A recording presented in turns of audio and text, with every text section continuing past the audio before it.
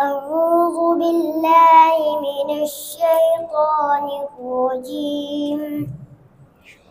بسم الله الرحمن الرحيم.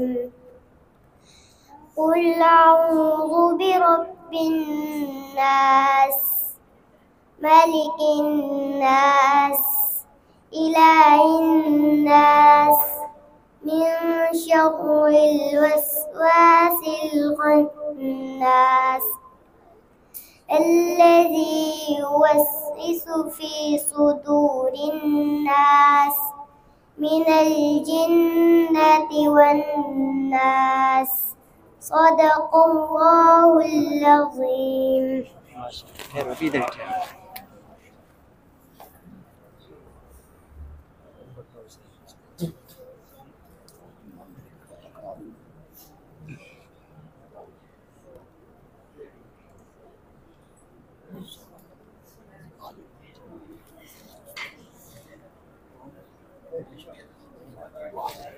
ऐसे कर दे, ठीक है।